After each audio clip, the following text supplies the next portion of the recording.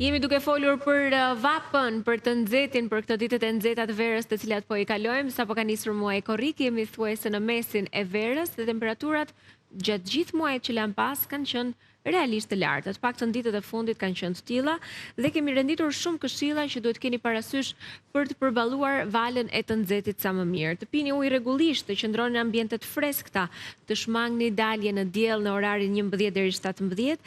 Të vishni rroba të lirshme të lehta me ngjyra të çelta dhe të mbani kapele sa doktori, sidomos ata që janë të ekspozuar. Të përdorni kremrat mbrojtës, ishte diçka tjetër që u ndalëm për mbrojtjen e lëkurës.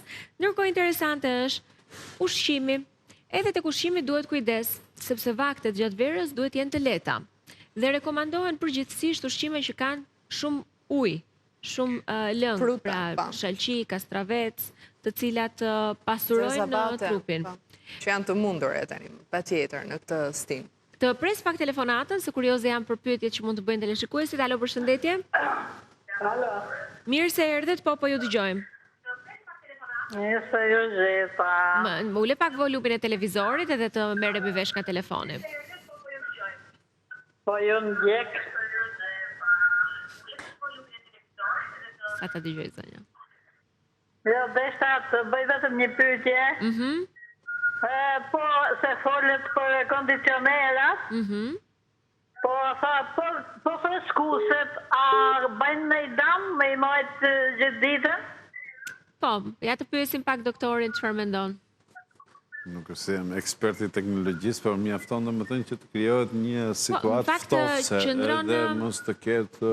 E kuptoj zonjën sepse po, ndërkohë trupi djersitet nga vapa. Nëse ti vendos ventilatorin, mund të ndodhë ndonjë ftohje muskulare, ndonjë ngërç. Po, mund të ndodhë. Prandaj domethënë nuk këshillohet që të jesh në sepse i e djersitur për shkak të temperaturës së lartë. Në rast se do jesh në një temperaturë konstante, nuk do djersitesh.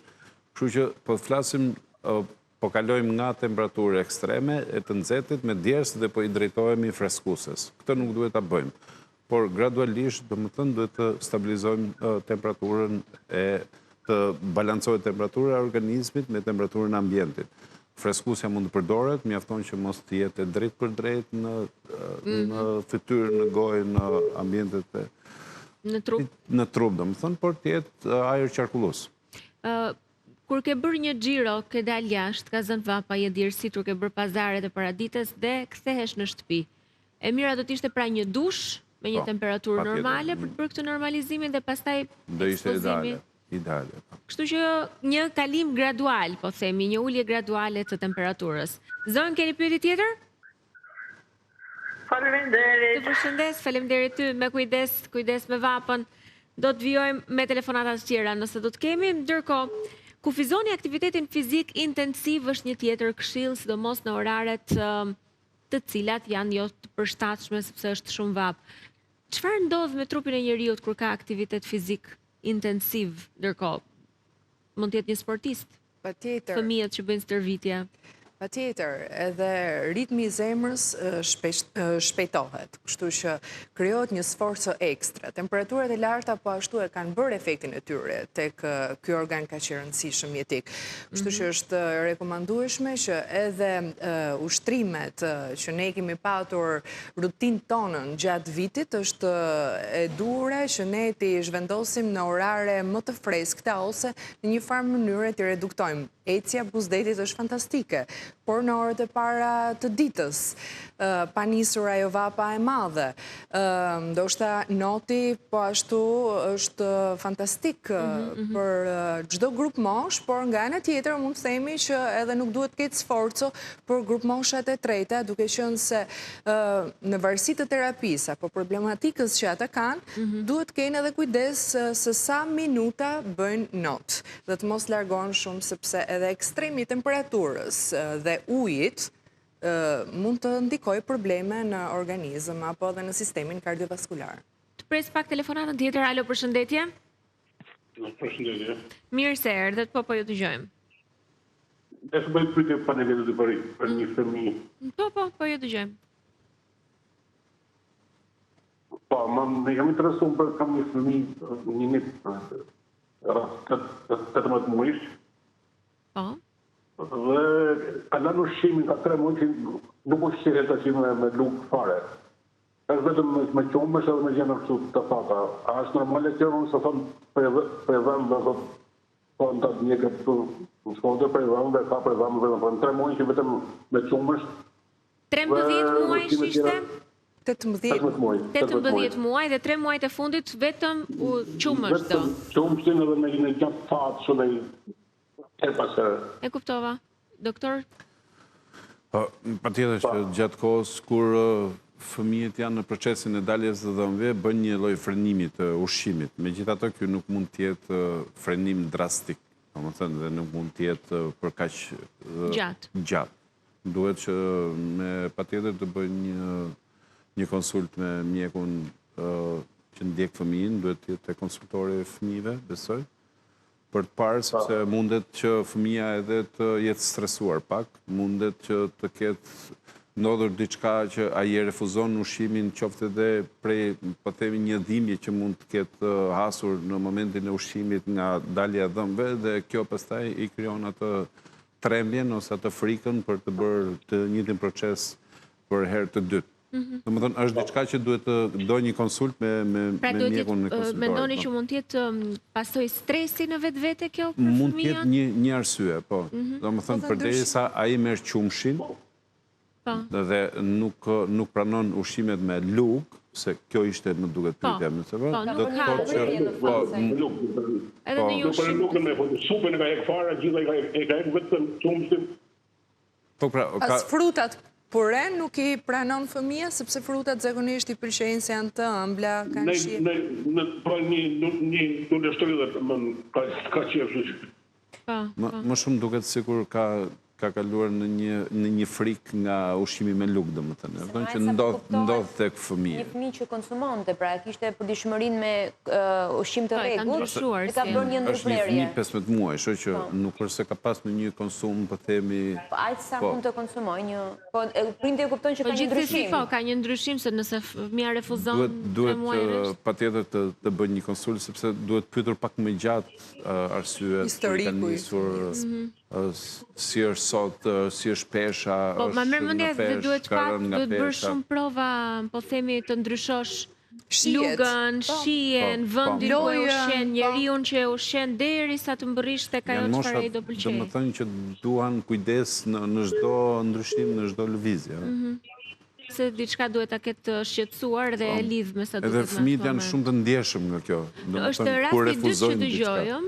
Më falni, doktor, është rasti i dytë që dëgjoj një fëmijë tjetër e kam dëgjuar 2-3 vjeç që pinte vetëm qumësht. Nuk donte fare ushqim. Edhe është shumë shqetësuese për prindërit. Kur ja fal lugën te goja ka problem shumë.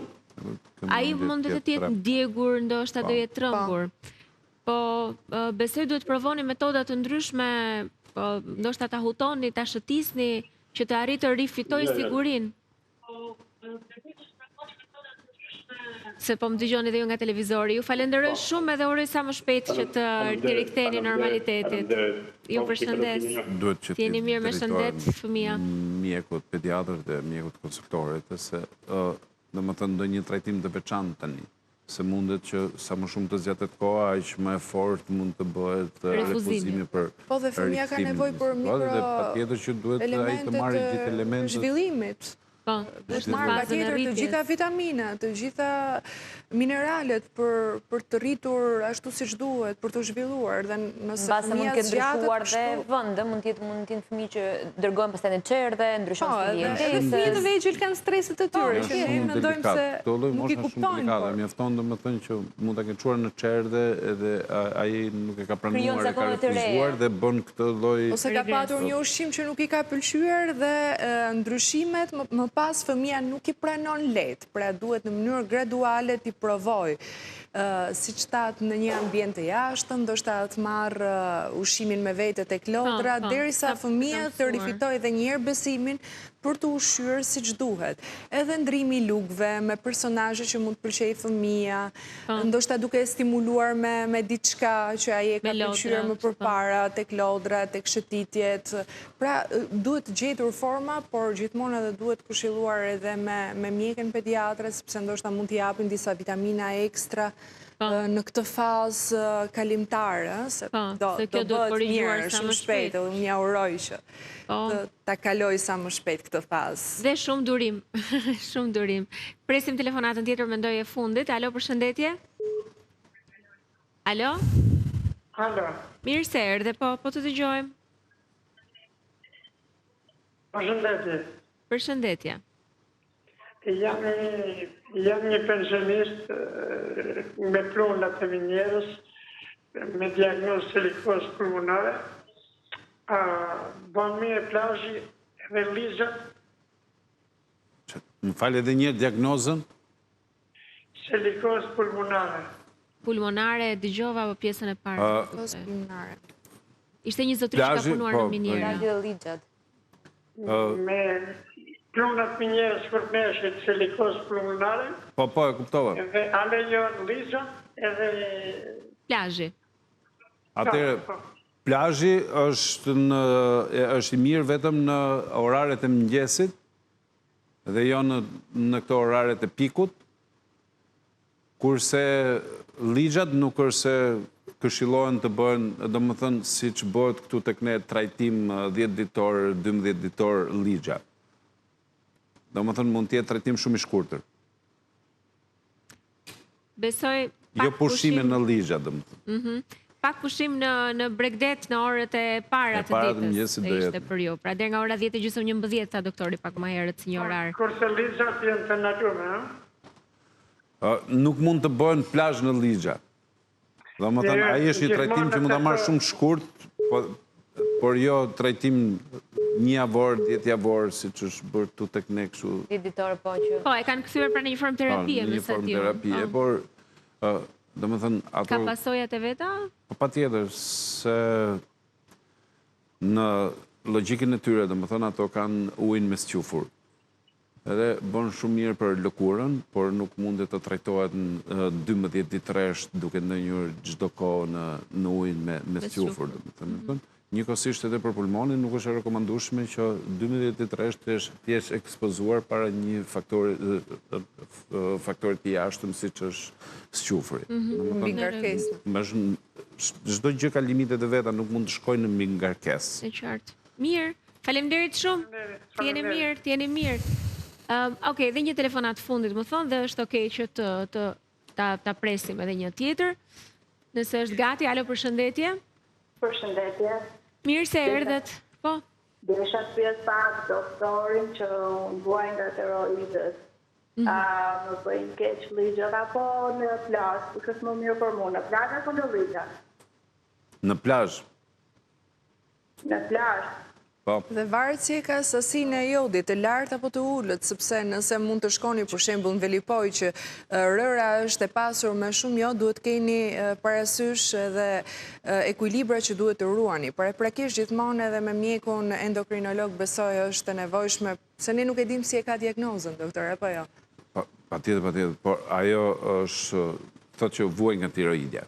Edhe patjetër që ne nuk e dim, nuk kemi asnjë një bilanc se si është gjendja e tiroidës së saj, por ajo që do ishte me risk më të ulët, do ishte për të dhe që mund të merrte më shumë. Pra mes dy opsioneve është më i mirë plazhi se sa ligja. Nëse e ka të ulur shumë mirë do ishte të shkonte aq më tepër. Ju falenderoj shumë. Po, falenderit. Por zakonisht ne vuajmë dhe në shqiptarët kanë një kështu tendencë vuajtje nga vitamina D. Dhe kështu që shumë më mirë do t'i bëj plazhi se sa ligja për pjesën. Po, e vërtet. Ju falenderoj. Faleminderit. Uroj verë të mbar, pushime të mbara. Faleminderit që na ndoqët, takohemi nesër.